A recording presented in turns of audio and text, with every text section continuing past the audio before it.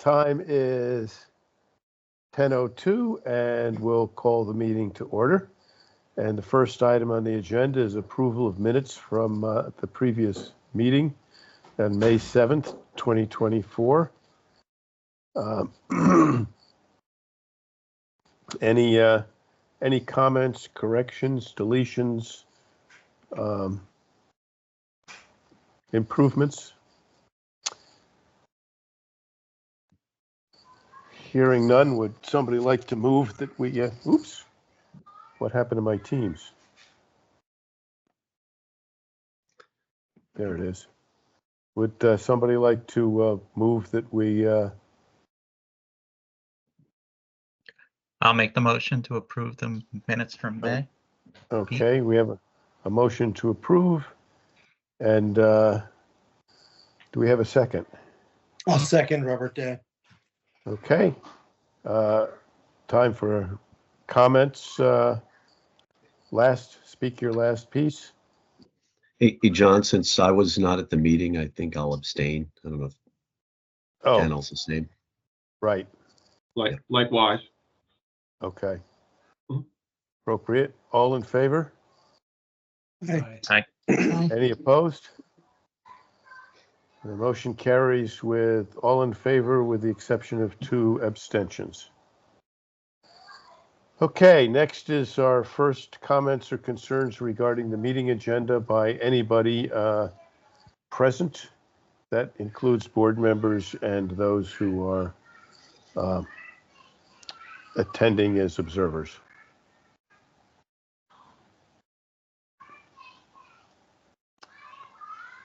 Everybody wants to get on with the summer, I see.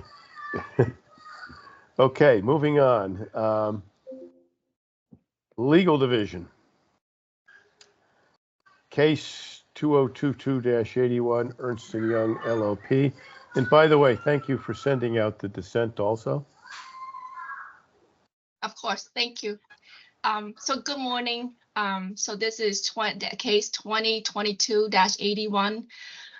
So this case stems from SEC order number 95167, issued on June 28, 2022. A copy was sent to you last week. In this order, the SEC found that from 2017 to 2021, a number of EY audit professionals cheated on the ethics component of the CPA exam and on some CPE courses by sharing exam answer keys.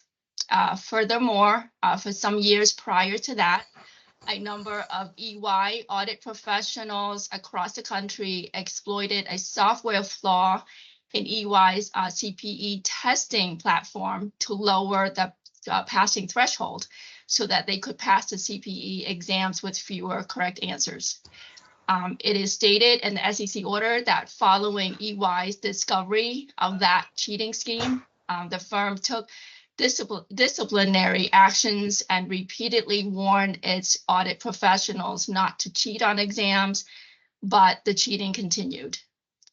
So additionally, the SEC found that EY withheld this misconduct from the SEC during the investigation about the cheating at the firm. This finding was based on the fact that in June 2019, the SEC had sent EY a formal request for information about complaints the firm had received regarding cheating on training exams. On that same day, on the same day that the firm received this request, the firm received a tip that an audit professional had shared an answer key to a CPA ethics exam. EY did not correct its response to the SEC request to include this tip. And based on that, the SEC found that EY's response to the commission was misleading. However, this finding was not unanimous. One of the SEC commissioners issued a statement of dissent, which was also sent to you last week, as the chairman had acknowledged, along with the SEC order. So in this case, Tim was the advisor. We met with EY and we reviewed a lot of documents submitted by the firm. EY demonstrated that it has taken extensive remedial actions and has required its staff to complete extensive additional training on ethics, integrity, and compliance. EY has also continually updated its code of conduct. And so based on all the evidence we gathered, we've entered into a settlement agreement with EY. Under the agreement, EY's Connecticut firm permit is suspended for 30 days, but the suspension is stayed. And EY is placed on probation for 2 years on the condition that EY will comply with all orders and undertakings contained in the SEC order and in this settlement agreement. And EY will disseminate this settlement agreement to all professional personnel licensed or officed in Connecticut. And upon successful completion of probation, EY's firm permit will be fully restored.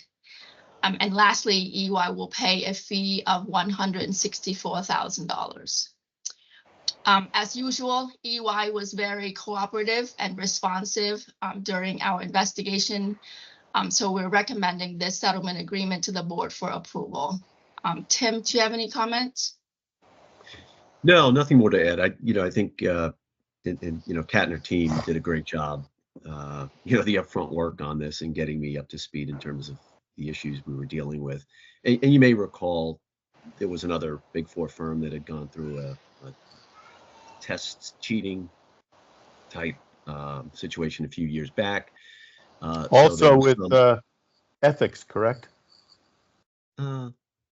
Yeah, I think it was just overall. Right. I don't know if it was specific to ethics, but in any respect, that we had some precedent, if you will, around how we've looked at this as a board. We kind of use that as a framework as we were thinking through what would be an appropriate response to this in light of the SEC order. And I think we came to a fair outcome here. Can I ask, and maybe we don't know, but what did they do internally, or I guess what did we perhaps as a governing body, or maybe in another state where this actually happened, do to the individuals who cheated on the ethics exam? You mean in this case? Yeah, in this case. I mean, people are sharing keys to an ethics exam. I guess it calls into question whether or not they should be BCPAs, in my view. Yes, of course. In prior, the former case that Tim referenced, we did take actions then. Here we did ask EY for information about these individuals, and we have looked at, their specific individual conduct and their ongoing cases, so we can't talk about them here. Okay, are they? So this is specific to the firm. Right, Right. I understand that. And so there The could other be is not repercussions closed. for the individuals later?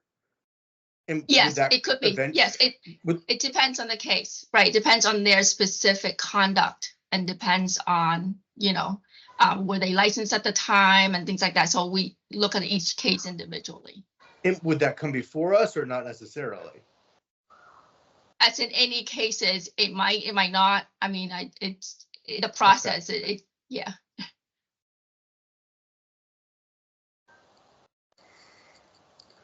Okay. Would anybody like to comment or ask further questions? That was a good one.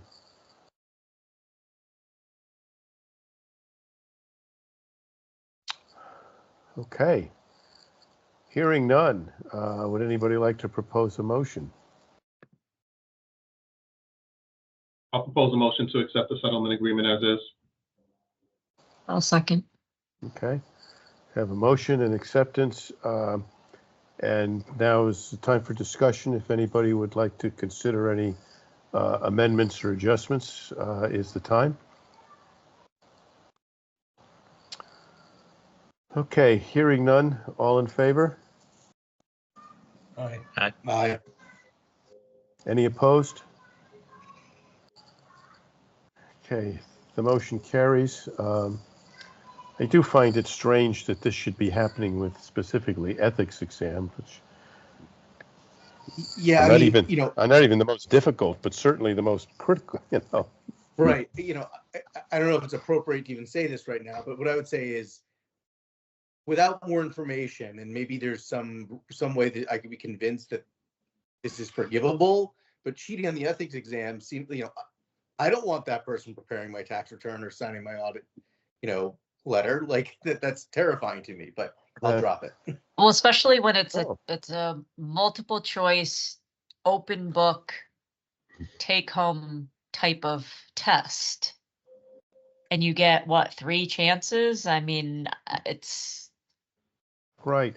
I always thought that the annual ethics thing that you had to pass was utterly useless because of the things that it covered, and that the ethics problems that surface happens to be those things that the quote is you should have learned in kindergarten, and you've both highlighted that. Cheating ain't good. It's not right. It's dishonest. So we'll see. I don't think this will be the last we'll see. Thank you. Okay. Hope it is, but okay. I don't think we have any old business. So moving on, we have a number of CPA extension requests. As I remember from looking over them, I think they're all medically related. A few more than are on the actual agenda, that because some came in later. So I thought you'd be stuck with this, Shamika. Good morning, everyone. So yes, I'm going to ask the board members to vote to add the following CPAs to the agenda for CPA extensions. First one is Alfred Fertoni, Robert Jones, Edward Cleary, Ronald Nessick, and Patricia Reherman. Okay. I do believe we do need to take action on that formally. So would anybody like to offer a motion that we accept those additions? Yeah, I'll make a I'll do motion. that. Oh, yeah. I'll second then. Second. Okay, all in favor? Aye. Motion passes. Okay, you have the floor. Yeah, thank you. I'll start with those who are on the agenda first. Richard Baum, he's requesting an extension due to medical reasons. I did send over the medical records for your review, and he's looking for an extension through July 31st, 2024, and he has completed 16 hours so far. And he was a medical, right? Yes, he was a medical. Okay. Okay, we can't discuss the details of that, but as I remember, we had a doctor's support, etc. Mm-hmm. For all of these, I think this is the first time we've ever gotten a bunch of medical requests that they didn't come naked of any support. I do have 2 that I have not received medical support. Okay. Motion for Richard Baud. I move So I'll to make- accept his extension request. Okay.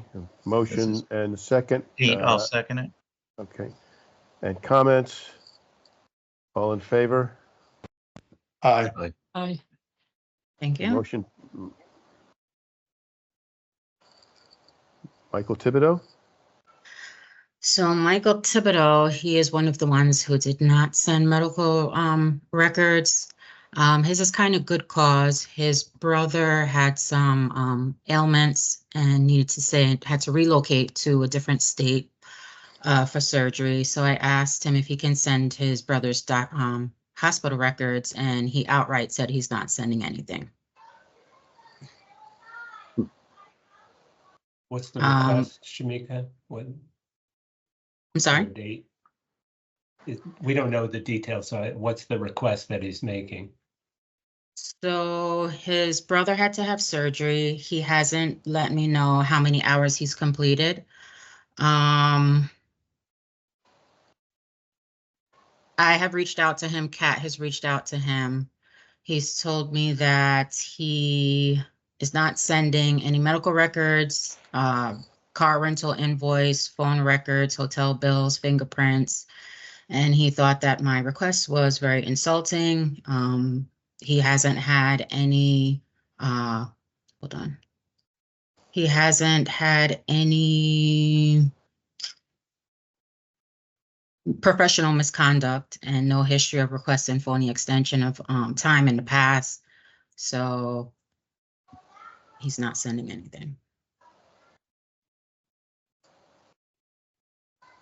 I would make a motion to delay the acceptance until we get more information, because it's kind of hard to say without knowing when this happened, why it affects his CPE, and any of it, really. Okay, so actually in the first letter, because it was a few back and forths between him. So in his initial request,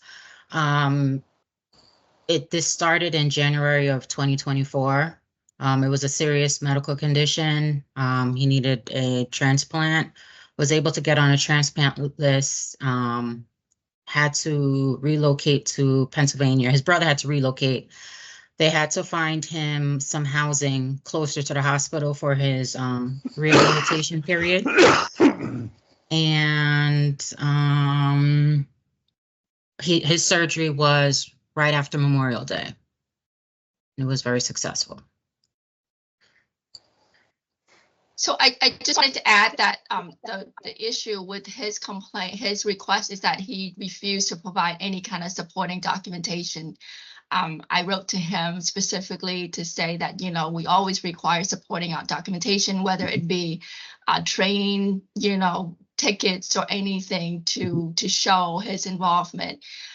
He stated that, and these are his words, failure to comply would put my license to practice at risk, as well as my CPA designation. You know, like I am a CPA with no history of professional misconduct and no history of requesting phony extension of time. And I submitted a request to extend the statutory date by which I must complete my CPE. I did so with a letter explaining that I believe in its good cause. I am not going to provide any medical records, car rental invoices, phone records, hotel bills, fingerprints, or any other insulting requests for further documentation other than my CPA certificate and my CPA license to practice. Even if I made up the whole thing, the public would not be at risk if I took an extra month to complete my CPE. Proceed as you must. So Okay, so like I don't think we have copies of any of the information, so that's why we're asking the question. So if it's just a month, that's not the end of the world. But like, would we really be requesting fingerprints? That seems a little far-fetched. No, I've only asked for hospital records, as everyone else has said, you know, their wife had surgery and they provided operative reports or, you know, something. He just, that was his reply. Well, he may be under a lot of pressure and he flipped or something, but but you know, his personal sense of honor is kind of irrelevant here. He gets treated just like everybody else gets treated. Right. And if he can't just, you know, I mean, I would say some sort of redacted thing that just shows that him and his brother have the same last name and that the surgery was in fact in May would be enough. We don't necessarily, like, I would think that would be enough that he's given us information that he's supporting his brother through his surgery. I don't really think the move is relevant, but the surgery would be. Yeah, the lady doth protest too much. This conniption fit doesn't support his credibility. I don't know. And he's not facing loss of his license. He's facing a fine. Yeah. Oh, yeah. Well, that's the other thing. Does he hold just a certificate or is his license active? Because if it's just the certificate, technically he doesn't need the CPE, right? Unless his firm requires it. Correct. No, this is for his license. Okay, so it is a license. Yeah. Okay. If it's the case that we always get supporting documentation and there's really no exceptions to that, then I think this is black and white that we have to delay it until he gets us supporting information. I mean, and if we don't have that in writing someplace, like we've got guidance on how to do this, then we should just put in there that written evidence is always required so that people know that. I mean, it's on the request form. Yeah, so then, Yeah, you know. Yeah, so Yes. I I'm agree. sorry about his brother, but he doesn't get special treatment for any reason, right? So, Correct. yeah, and we're never going to ask for his bloody fingerprints. right. Mhm. All right, so I'll make the motion to delay it until he provides the required supporting documentation. Second. Any comments, discussion? All in favor? Aye. Aye. Any opposed? Any abstentions? Motion carries. Okay, next. The next person is Richard Landino. He's requesting an extension due to good cause. His wife had surgery. He sent supporting documentation, which I forwarded to you, and he's looking for an extension through July 31st, 2024.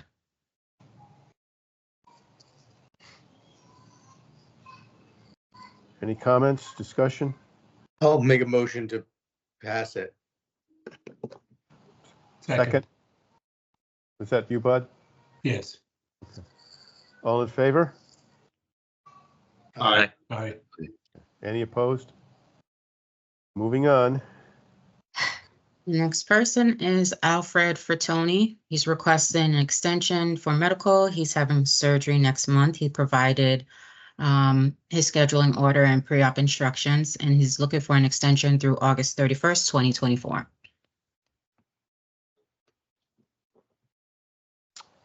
Any comments? Anybody like to propose a motion? I'll make a motion. We approve his request. I'll second. I'll second. Motion. Okay. All in favor? Aye. Any opposed? Oops. I'll mute the girls in the background. They sound like they're having a blast. Well, there's 4 girls and 1 infant boy. That poor boy. Oh, no, they spoil the hell out of him.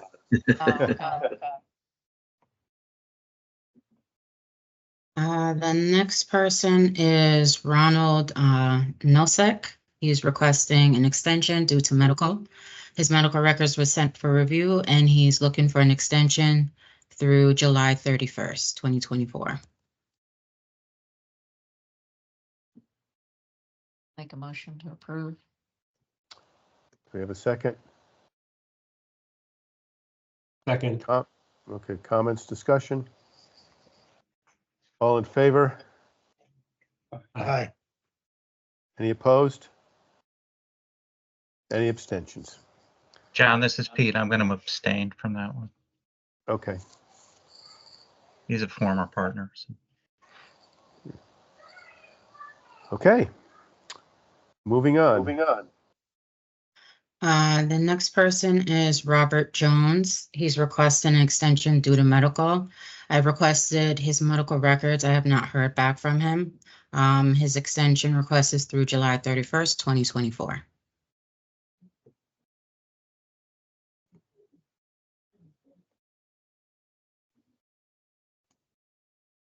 Consistent with our prior discussion, it seems like we should defer until we get support, correct? Mhm.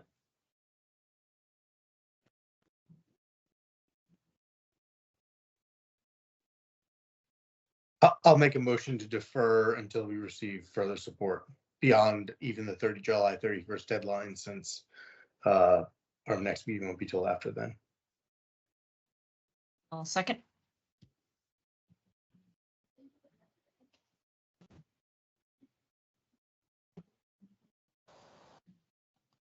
All in favor? Aye. Aye. Yeah. And it seems by that time he'll have finished anyway, so the dates will be right. Okay, next. Next person is Edward Cleary. His is due to medical. He sent a doctor's note explaining his reason for request, and he's looking for an extension through December 31st of 2024.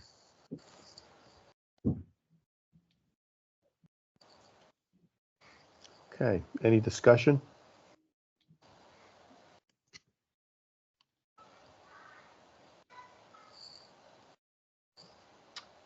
Okay, any proposal? I'll make the proposal to accept his request for an extension. And do we have a second? I'll second. Okay, all in favor? Aye. Any opposed? The motion carries. Boy, how many do we have left? One more. Oh, Yes, this one is from Patricia Reherman. Her extension is for good cause. Her partner passed away. She did send me a copy of her partner's obituary. She's completed 35 hours so far. She's looking for an extension through September 30th. I'll make a motion to approve. I'll second. any discussion? All in favor? Aye. Any opposed? Any abstentions? Okay, the motion carries. I'm sorry, for clarification, Edward Cleary, that was approved, right? Yes. Okay, thanks. And that's all I have. Okay, thank you very much. Next You're on deck welcome. is Bonnie Stewart for a discussion on the CPA National Pipeline Advisory Group and NASBA's Professional Licensure Task Force. So there's a lot happening, but not a lot of progress with many things. And Tim, you were part of the Eastern Regional meeting. I went to the Western one this year. So if anything different popped up, please definitely jump in. Mhm. But just in terms of AICPA and NASBA as a whole, I think it's important to know that there are significant changes in leadership in both organizations this year, with both of their CEOs announcing their retirement or having already stepped down. So at the AICPA, at the April Spring Council meeting, Barry Melanson announced his retirement, and that the new CEO would be chosen in October, and he will leave at the end of December. And then because it was their annual meeting, they also had a change in the chair of their board. And the new chair is Carla, who's originally from Connecticut, but actually practices in Massachusetts. And I think she'll be great and is very enthusiastic about trying to expand the pipeline. And I think both those moves will be interesting to see. We don't know who who's going to be announced as the successor to Barry in October, but there's just been so much happening around this issue that clearly will move forward, and whoever they're hiring will be hired with the intent of having someone who can look to the future and look to fulfilling that pipeline and making sure that we've got an adequate number of CPAs. NASBA is in a similar situation, but their annual meeting is not till October. But Ken Bishop did announce his retirement, and he leaves July 31st is his last day.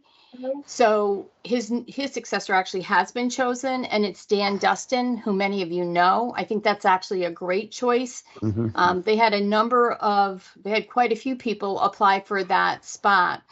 And I personally was very happy to see Dan chosen, because with all the change happening in terms of CPA evolution and the talk about continuing to change both in terms of testing and requirements, everything for the next decade, I thought it was great to have somebody that knows all of the state boards of accountancy throughout not only our country, but the other jurisdictions.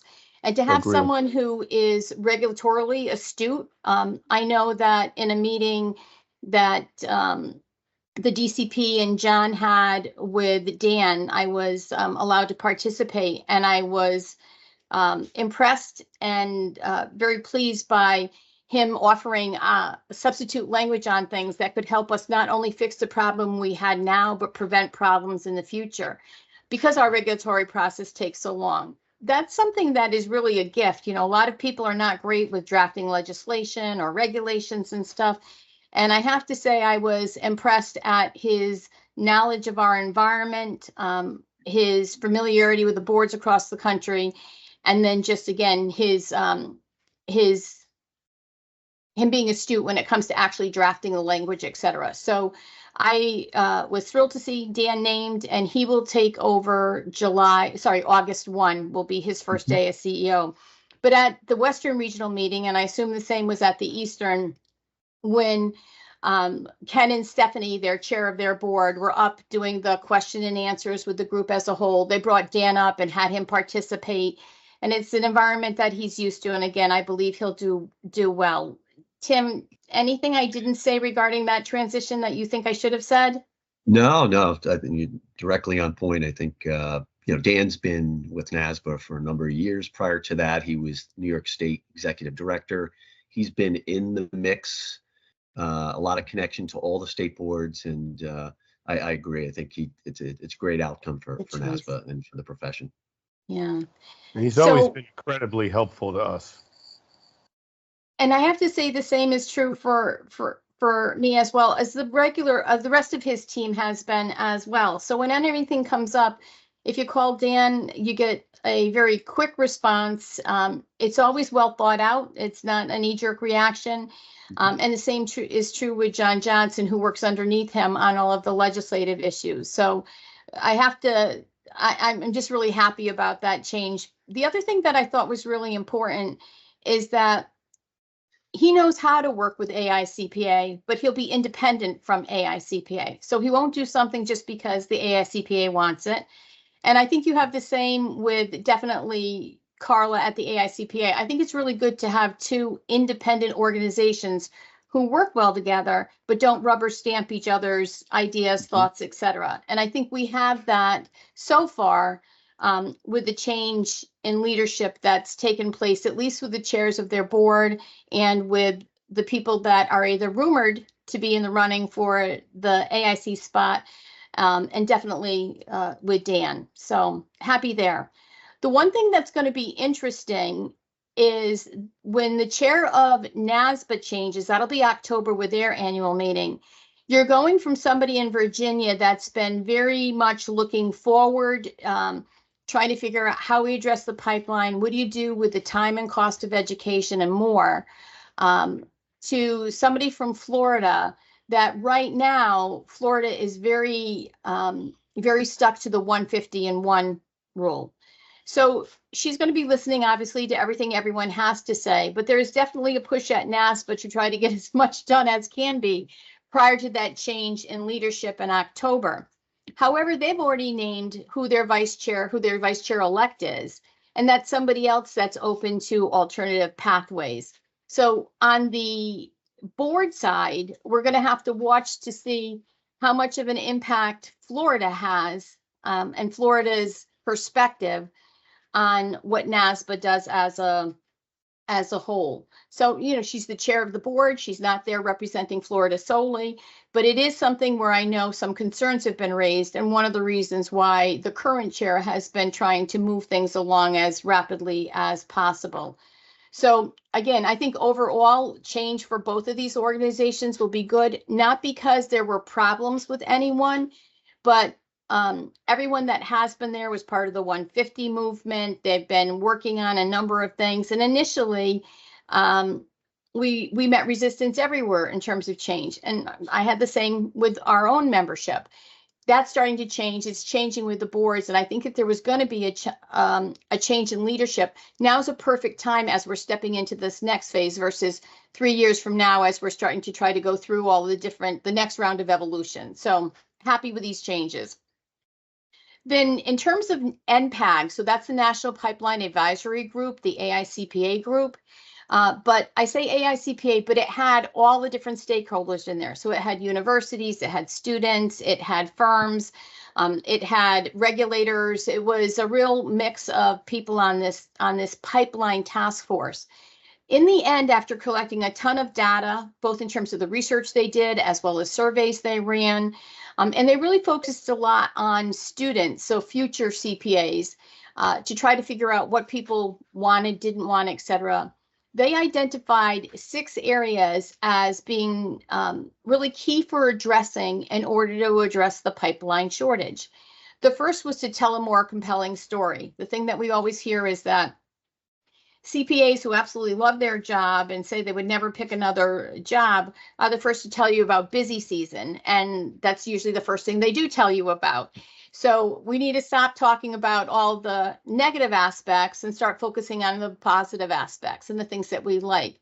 And one of the reasons that's so important is very few people understand the profession at all, or how many careers exist within the profession. And therefore, there's a lot of great stories to tell, and we need to start doing that. The thing that came in number 2 was to make the academic experience more engaging. And there's been a lot of conversations about that, especially as technology becomes a greater part of the profession with each passing day. How do we get that more in the classroom? How do we get the word out about it? And I think that's something that can definitely be done, because I know in my trips to visit members, and when they bring in the state societies, oftentimes they'll have us do an exercise. And obviously it's a simple one. Many of us are not CPAs, but I always find it very, very interesting.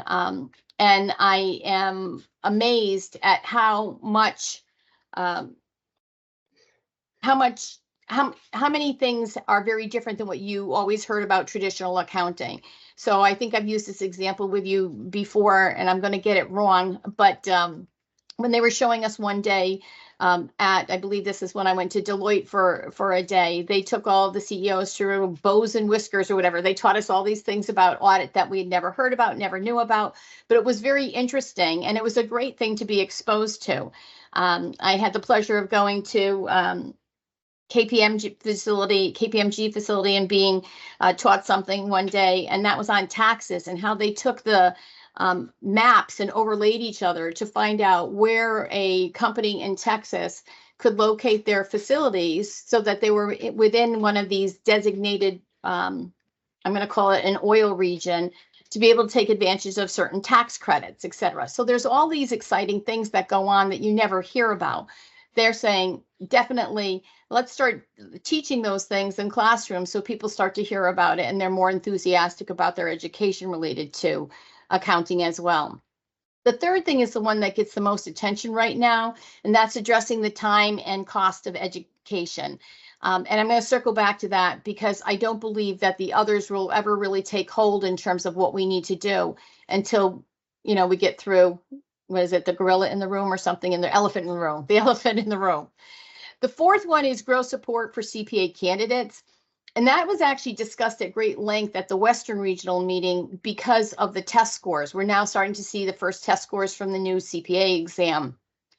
And in one of them, people did very well, and there was concern that the test may have been too easy, which was kind of funny because people started saying, we're saying it's too easy, but that's the normal pass rate for the bar exam, et cetera. Why do we have to make our exam so much more difficult than the architects, engineers, lawyers, et cetera?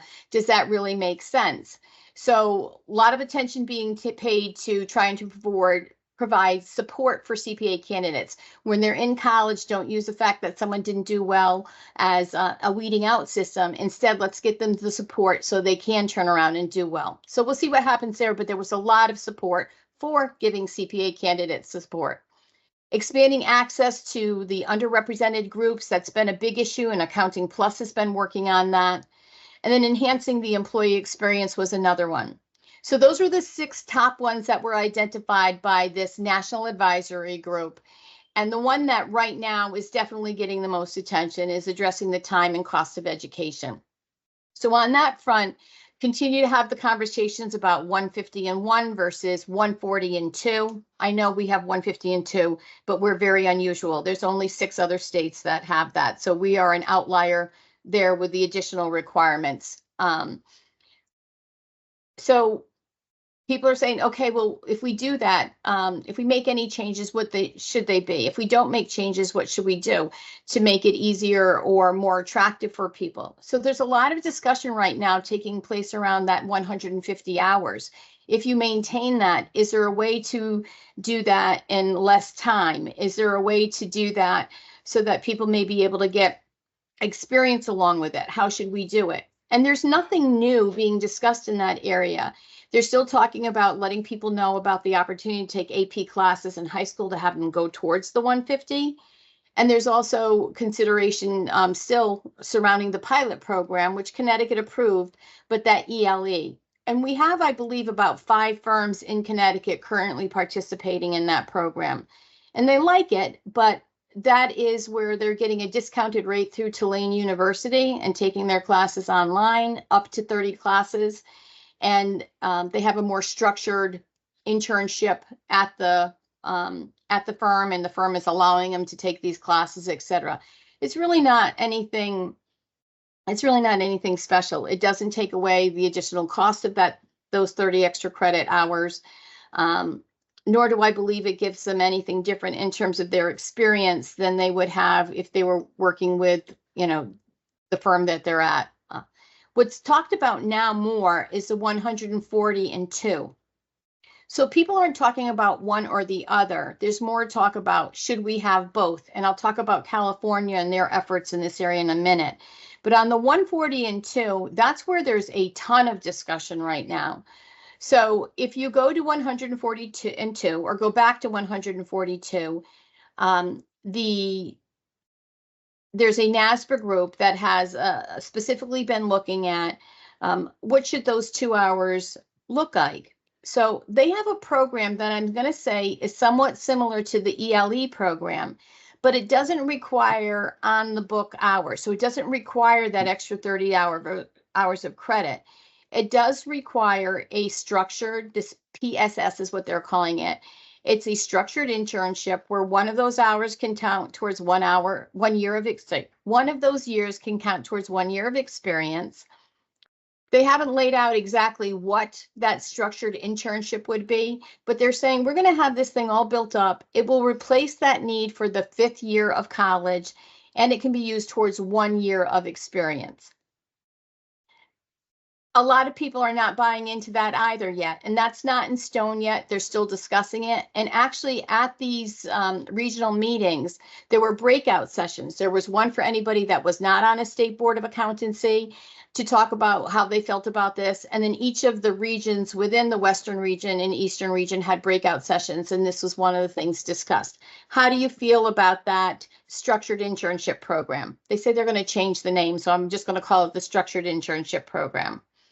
And there was a lot of feedback on that. You've got some states that are in favor of a structured program because they have a lot more structure in their 30 credits now than we do. And so they want to see some of that carried over. So they want to make sure that you're practicing in certain areas during your 2 years of internship. There's other states that say, other than an audit requirement, like we currently have, there's no need for any structure.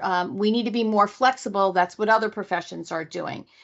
I would tell you right now, in the group I was in, by far, limited structure was key. People wanted 150 and 1 or 140 and 2 with limited structure. If I could interject here for a second, it looks like Stacy and Tim have questions.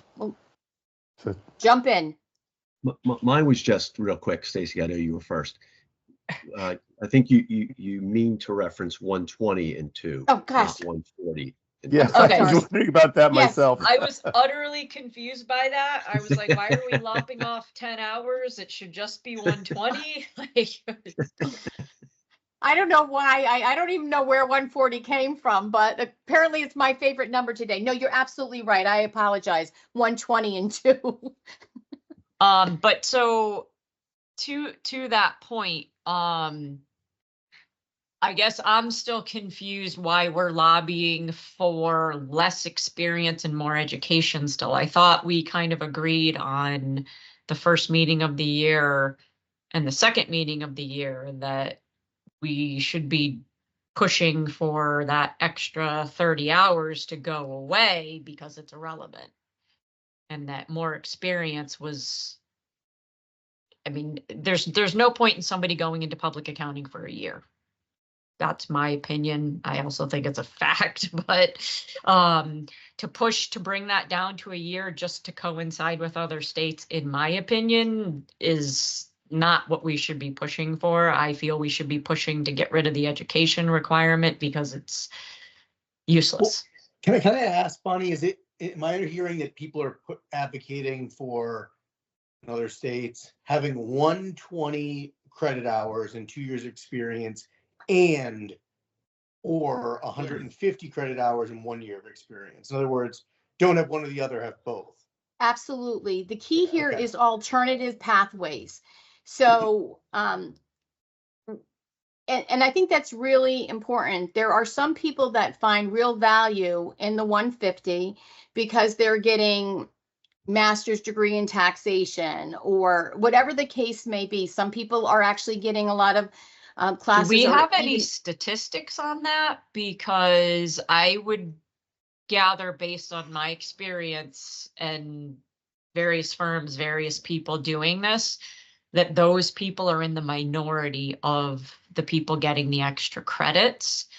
And if that is going to stay because somebody out there wants the money, the big universities, whatever, I would encourage us to get to the high schools and get to people their freshman years, because every school that I am aware of, unless something has changed, you can take 6 classes a semester and not pay extra for it. So if you know you're going into the accounting profession, We're take gonna one get extra into that. class.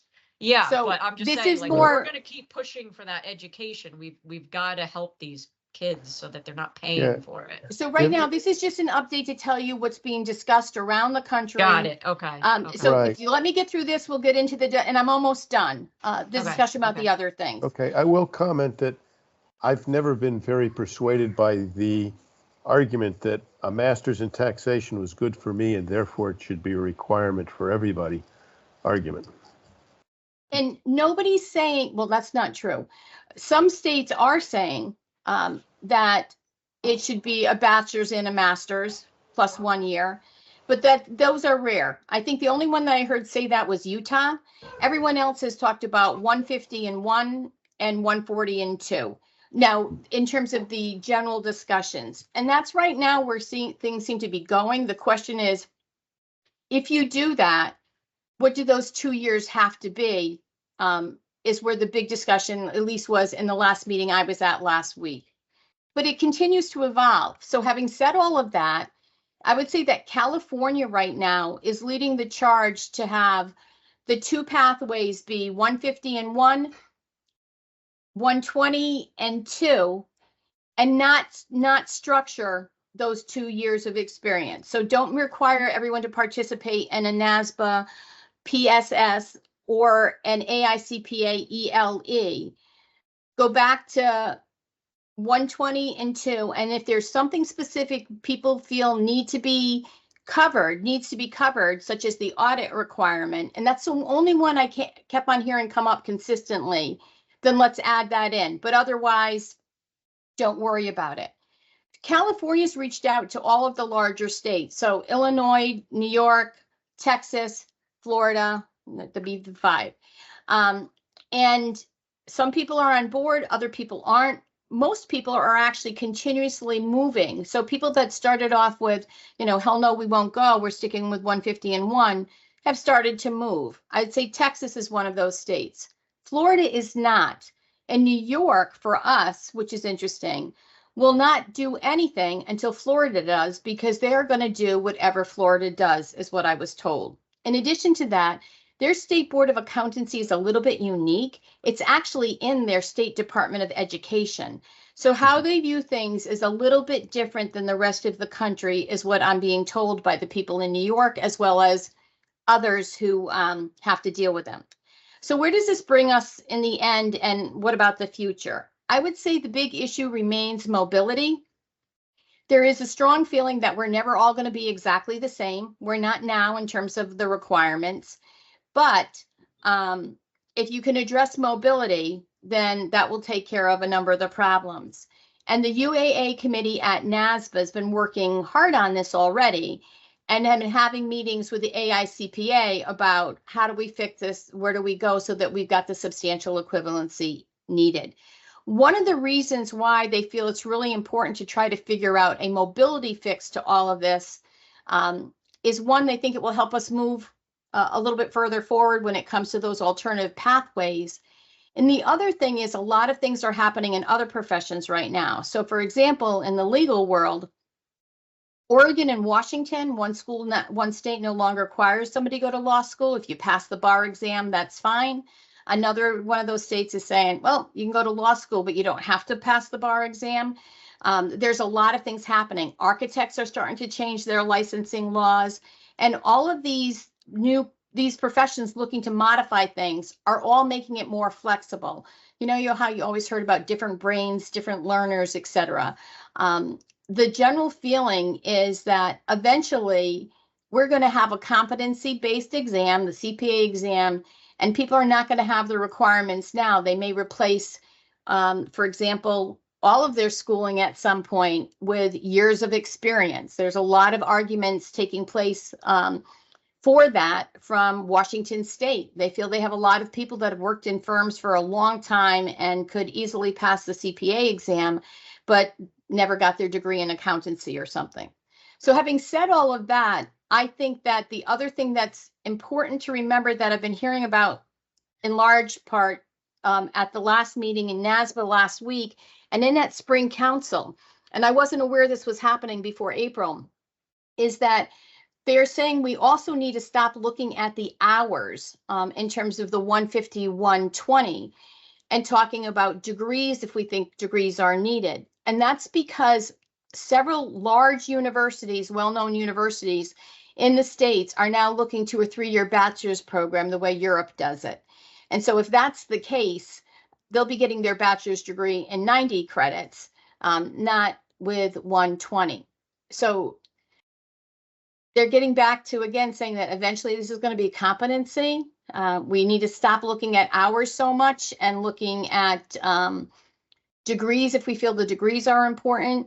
But the long and short of it is people are nowhere near united on where they think we should go, other than I would say people do believe alternative pathways make sense, but which pathways I don't believe there's agreement on yet. Tim, would you just say how you feel as a member of the board and how you view things? I'm curious how things went on the Eastern Regional meeting.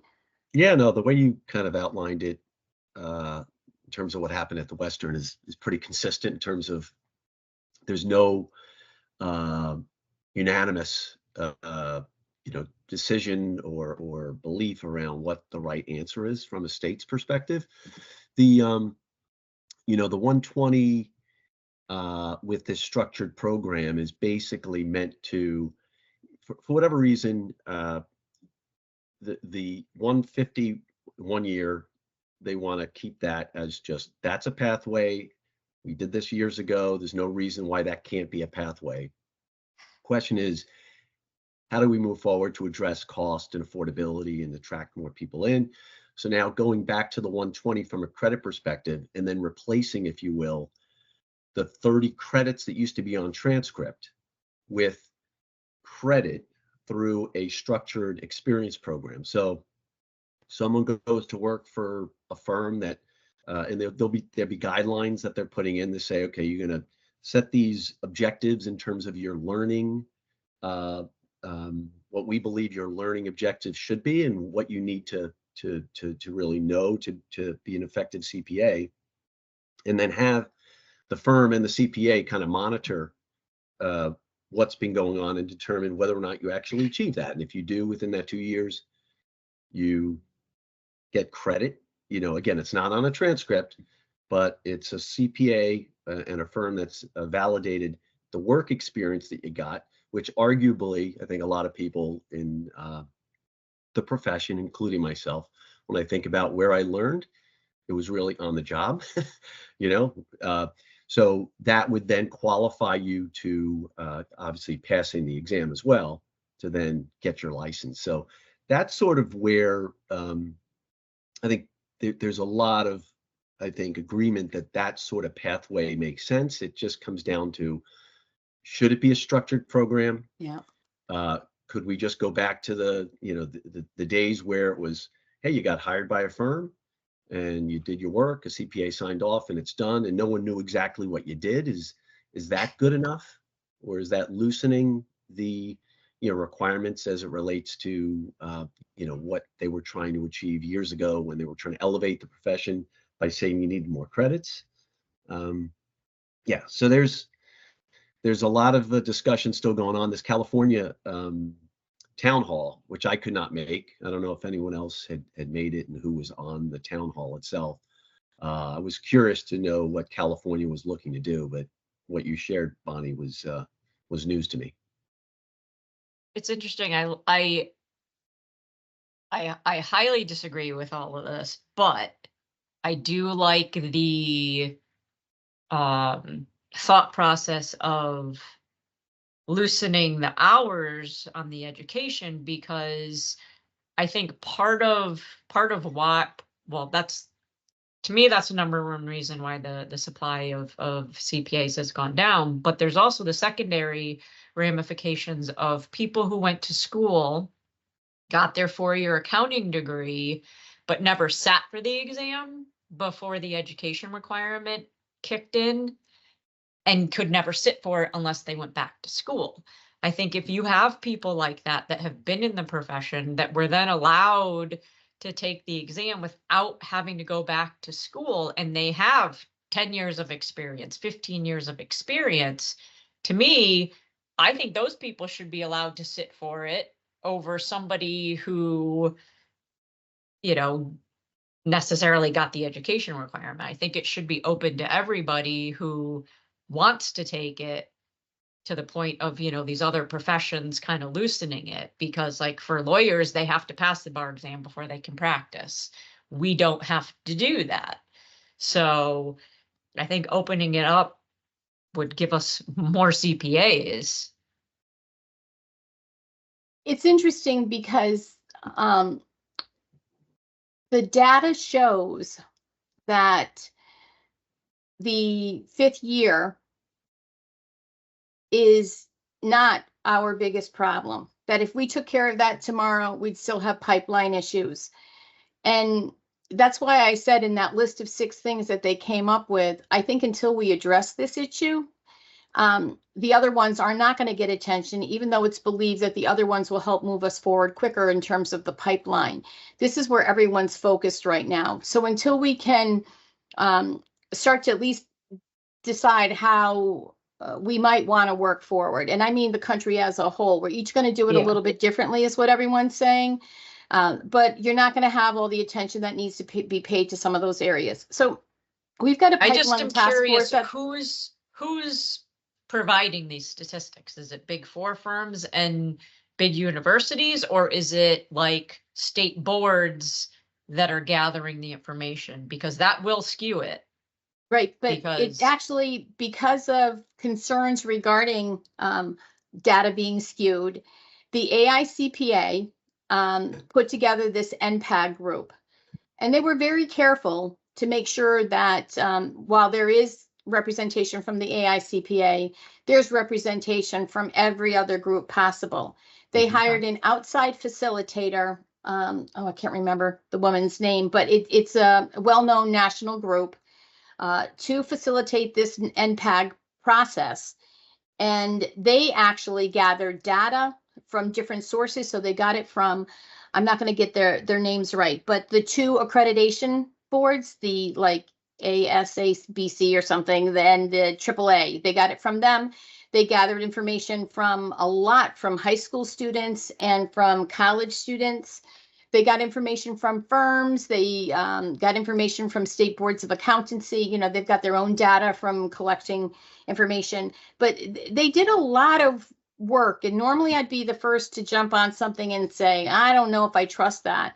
But hearing everything they did and where they went out to, I do believe they've got sound data. And while time and cost of education is a factor, it is one of many factors, and that's why if you only address one thing, you're not going to address the problem as a whole. I think really our biggest issue right now is time and cost are not going to be addressed without coming up with some mobility issue or fix.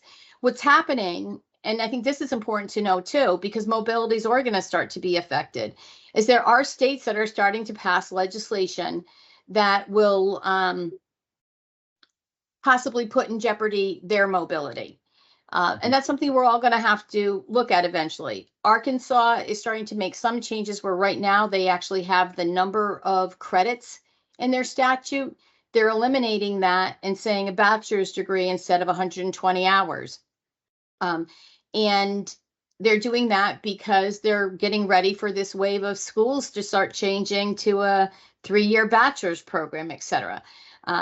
There are other states that are making some other modifications where they just say required education and they don't talk about the number of years.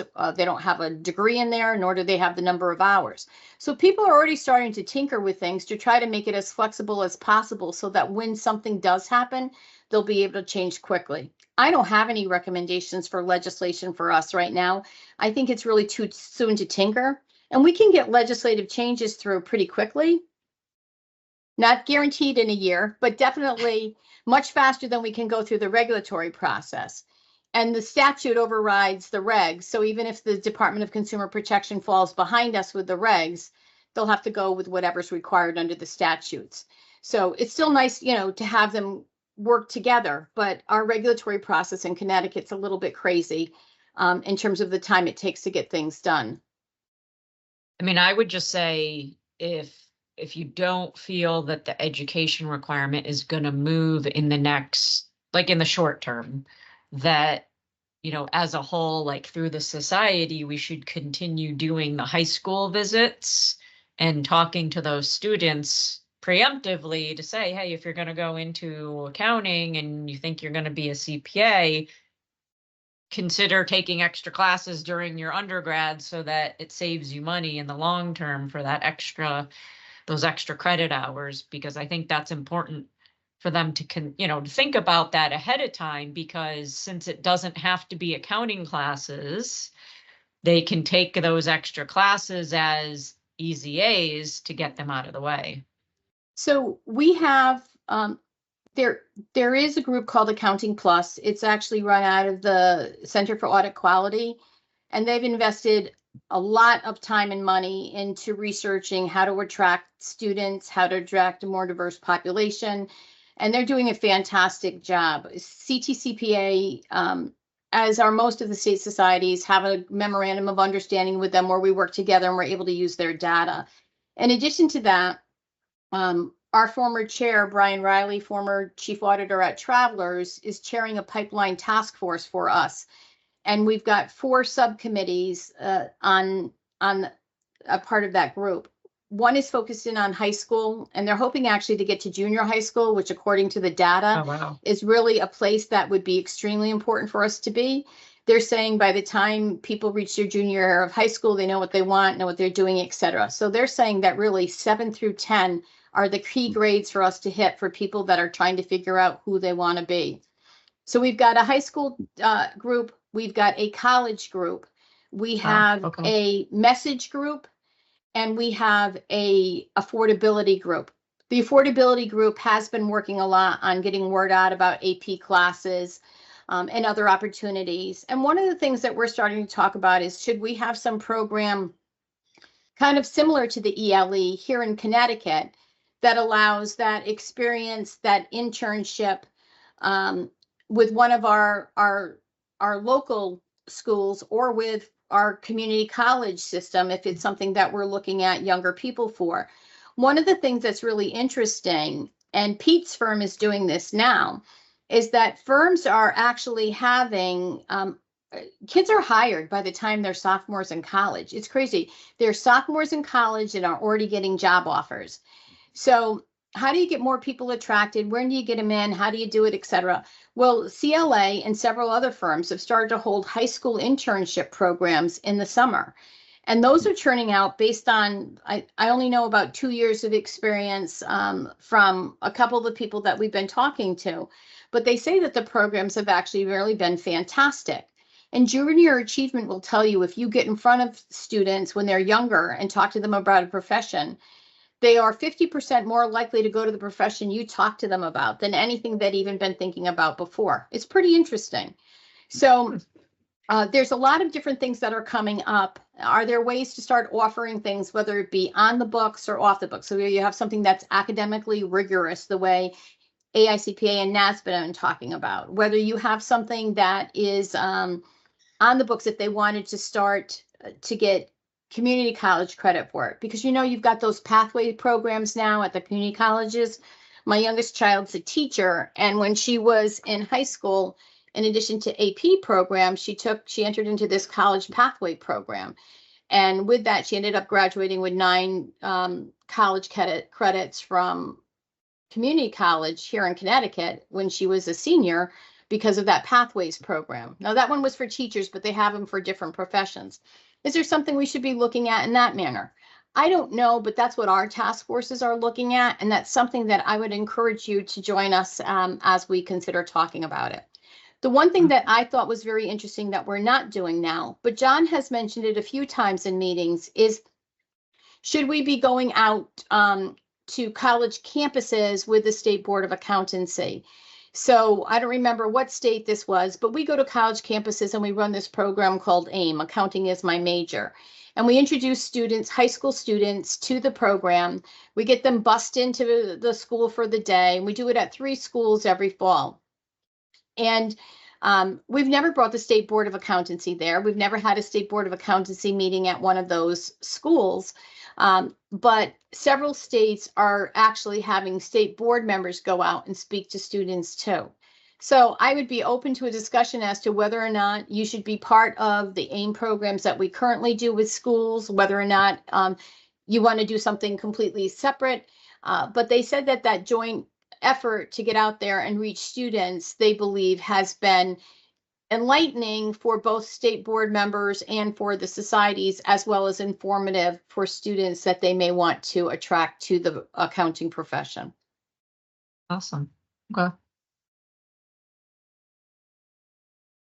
So like I said, it's not a lot of new information, but it continues to, it's a lot of the same stuff, and we're making incremental steps forward. But the same thing happened with the exam. I get the feeling that's the way it always works with this profession. Things are debated at great length. I want to make sure we're moving forward, but doing it the right way.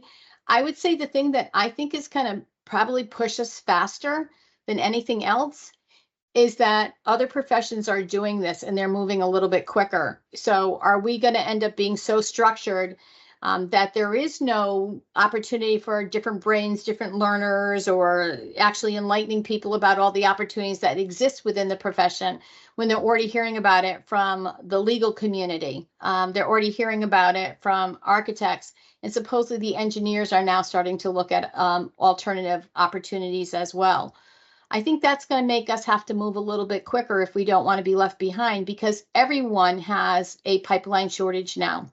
It's not just accountants or CPAs. It's everywhere. There's more baby boomers that need services than there are people coming in to, fill the jobs that we're leaving. So if we don't figure something out to, one, make more people aware of the profession, and 2, the opportunities within it, we're going to continue to face a problem for decades to come. Thank you. If I can assimilate all of that.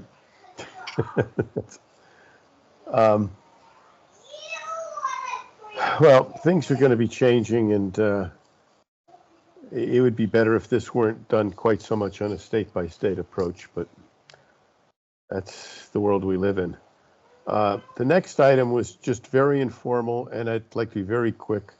Those of us who were on the board, quote, in the old days, remember that we periodically had summer retreats.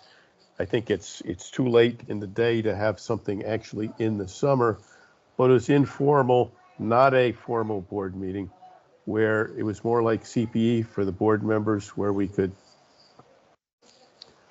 get updated on things and chat about things. For example, if it's appropriate for members of the board to go out to the universities on, being a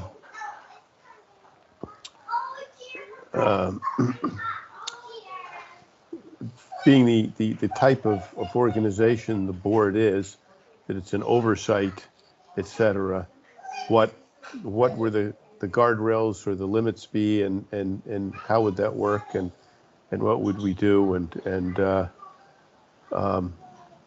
some of free flow of discussions of our honest opinions about some of the things that are going on, even if those honest opinions are, we really don't know right now. Things will develop, but if anybody has any thoughts on that, we could get the DCP commissioner to come in. But right now, I think everybody's summer plans are baked in, and I can't imagine doing anything before September at the earliest anyway. But I mean, is that just, I thought it was a great thing and everybody else would just say, no, thank you, I've got enough on my plate? Or has anybody got any thoughts or feedback on that? I think it would be nice to do something. I mean, I don't think we've had an in-person meeting since I've been on the board, and it's been almost 2 years already. Right. Which is crazy, but It maybe worked not a out full fine day. for me today, but normally I would prefer an in-person. Yeah, I mean, maybe not a full day, maybe like a half a day, a few hours, something like that would be nice. I see Robert's kind of saying yes. Yeah, I'd be in favor of in person, be it a informal non-meeting to do some training, or an in-person proper meeting. I think it'd be good too. Right. Now, I will have to ask Kat to step in here, because if we sort of follow up with some ideas by email, that becomes kind of official meeting and open to the public. So we have to make sure that we do that properly, and you'd have to give us some input on how we could. And as a matter of fact, this meeting would probably have to legally and technically be public. So, and I don't have a problem with that, as long as the public that's invited to come realize this is not an official meeting. There's going to be no official business transacted. We could even have a Zoom feed, or God help us, Microsoft Teams feed. But well, that might be good, because nobody can access those anyway.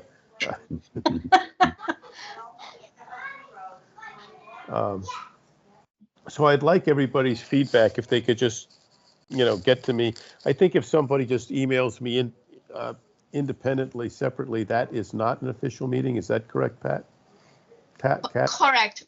Correct. As long as you. So, and I can kind of accumulate the ideas, and then we could share it in something that, once we figured out how to do that, so that's open to the public.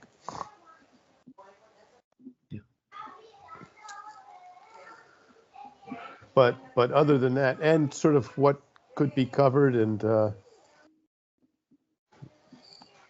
we don't usually aren't subject to covering in a normal meeting. So if I could ask everybody to do that.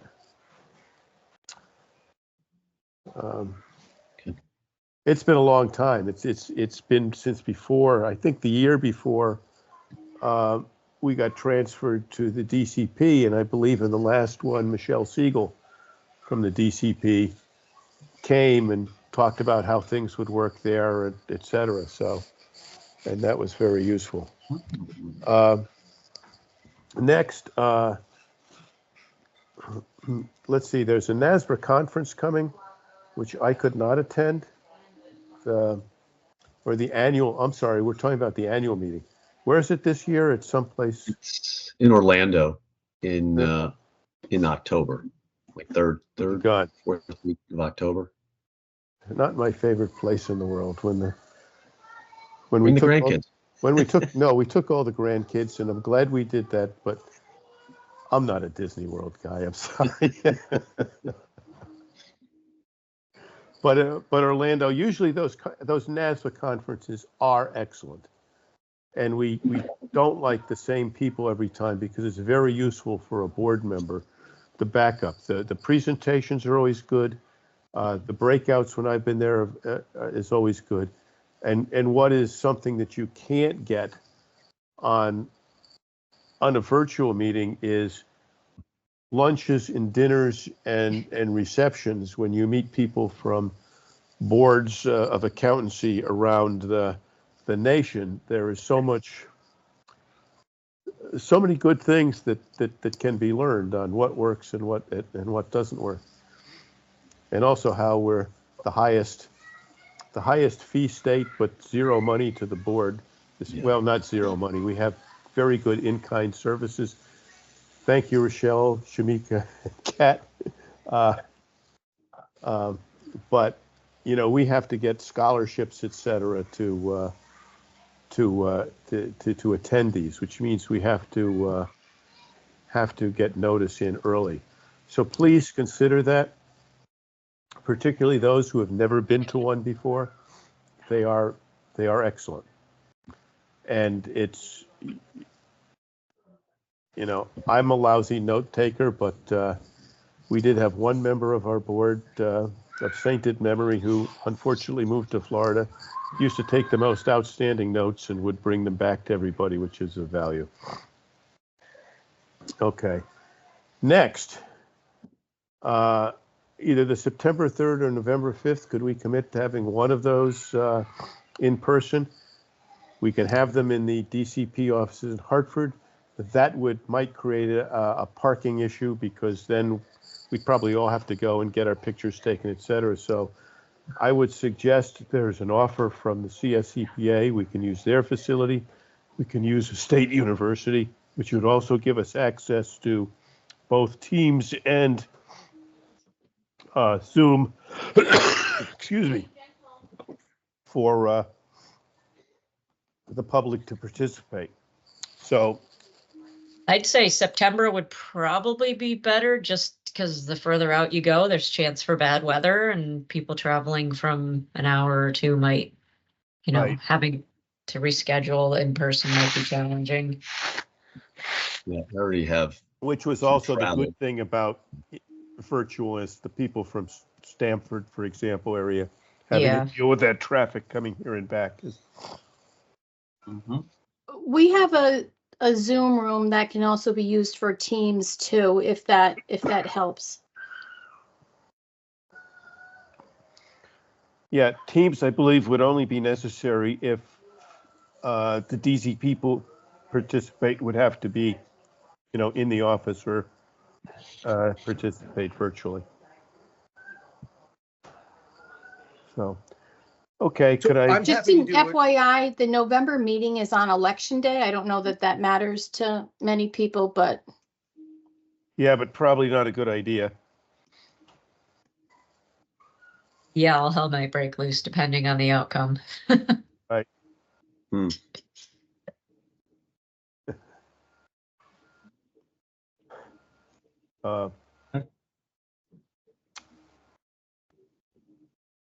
Kat,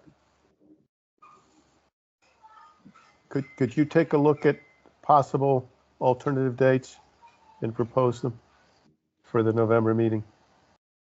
I don't think course it's we a will. good idea to do it on Election Day. So can we have a motion to hold September 3rd? I don't know if that requires one, but we might as well, and I'll go on mute because they're doing high squeaky stuff again. And in the other room, they're not allowed in this room with me. So can we have a motion? I'll make the motion to have the September 3rd meeting held live in person.